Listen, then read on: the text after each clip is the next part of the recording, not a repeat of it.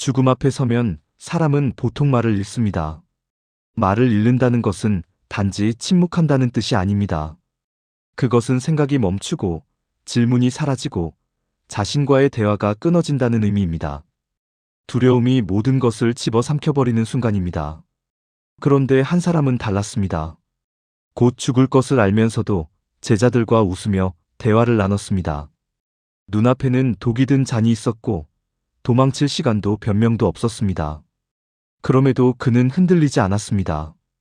차분했고 맑았고 두려움이 없었습니다. 그 사람의 이름은 소크라테스입니다. 기원전 399년 아테네의 감옥에서 소크라테스는 사형을 기다리고 있었습니다. 제자들은 울고 있었고 분노했고 억울해했습니다. 하지만 소크라테스는 오히려 그들을 바라보며 말합니다. 왜 그렇게 슬퍼하느냐고, 나는 지금 가장 중요한 대화를 하고 있다고 말입니다. 그의 마지막 대화는 재판에 대한 변명도 세상에 대한 원망도 아니었습니다. 오직 하나, 죽음이란 무엇인가에 대한 질문이었습니다. 죽음 앞에서 소크라테스가 나눈 대화는 철학사에서 가장 중요한 순간 중 하나로 기록됩니다. 그것은 단순한 변론이 아니었습니다. 그는 죽음이라는 가장 극단적인 상황 속에서도 자신의 철학을 실천했습니다. 그가 평생 말해온 것처럼 진정한 철학은 이론이 아니라 삶 그 자체였기 때문입니다. 그렇다면 소크라테스는 어떻게 이런 태도를 가질 수 있었을까요? 그 답은 그가 평생 실천해온 철학적 삶에 있습니다. 그는 매일 아고라, 광장에서 사람들에게 질문을 던지며 살았습니다. 정의란 무엇인가? 용기란 무엇인가? 좋은 삶이란 무엇인가? 그는 이런 질문들을 통해 사람들이 자신의 무지를 깨닫게 만들었습니다. 그리고 그 과정에서 자신 역시 끊임없이 자신의 무지와 마주했습니다. 죽음 앞에서도 그는 똑같은 방식으로 대화를 이어갔습니다. 두려움에 굴복하는 대신 죽음이란 무엇인지를 질문하며 그것을 탐구했습니다. 소크라테스는 죽음을 두려워하는 사람들에게 이렇게 묻습니다.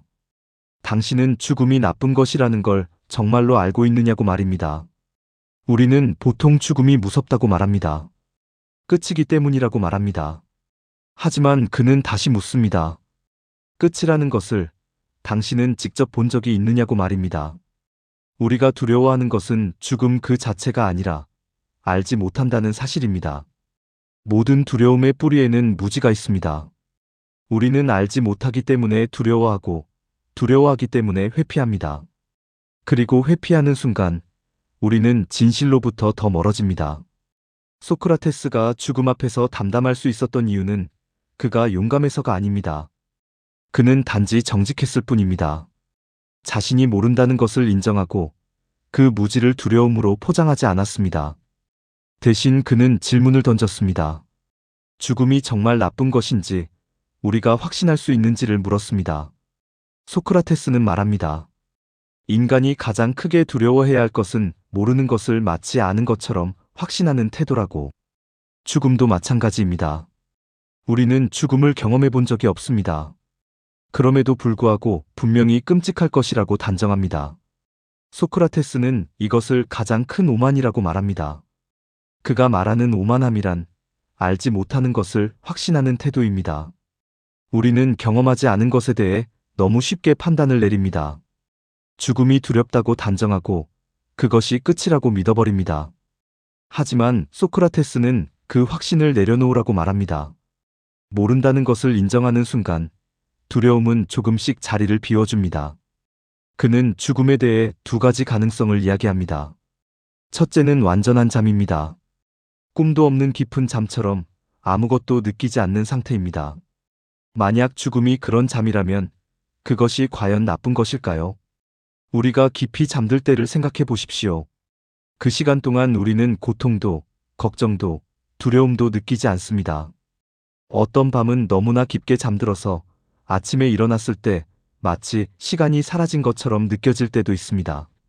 소크라테스는 이 잠을 가장 행복한 상태라고 말합니다. 만약 죽음이 그런 것이라면 그것은 축복이지 저주가 아니라고. 고통도 욕망도 없는 완전한 평화가 바로 죽음일 수도 있다는 것입니다. 둘째는 영혼의 이동입니다.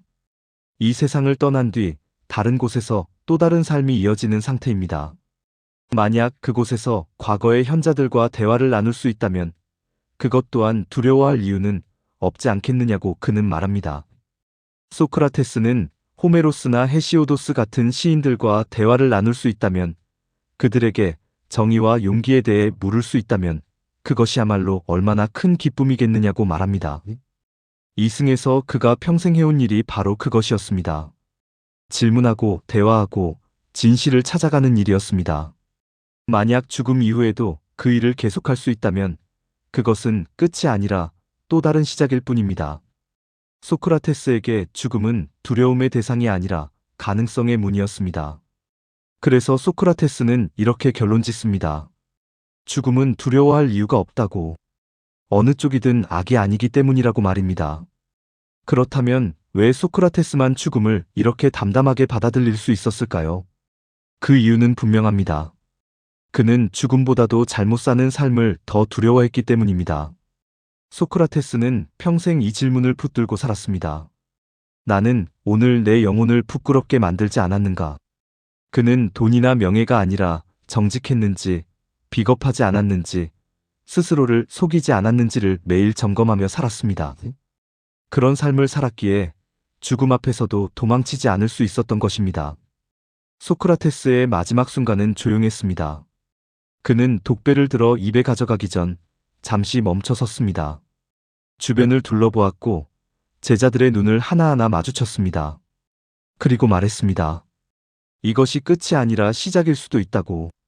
독배를 마신 뒤에도 그는 평온했습니다. 다리가 차가워지고 몸이 굳어가는 것을 느끼면서도 그는 침착하게 자신의 상태를 설명했습니다. 마치 자신의 죽음을 관찰하듯 담담하게 말을 이어갔습니다. 그의 마지막 말은 이것이었습니다. 크리톤, 우리는 아스클레피오스에게 닭 한 마리를 빚지고 있네. 잊지 말고 갚아주게. 이 말은 오랫동안 사람들을 혼란스럽게 했습니다. 왜 마지막 순간에 닭 이야기를 했을까요? 아스클레피오스는 치유의 신입니다. 사람들은 병이 나으면 그에게 닭을 바쳤습니다. 소크라테스가 이 말을 남긴 이유는 분명합니다. 그는 삶을 병으로, 죽음을 치유로 여겼던 것입니다. 이제 드디어 그 병에서 벗어났으니 감사의 표시를 해야 한다고 말한 것입니다. 이것이 소크라테스의 마지막 철학이었습니다.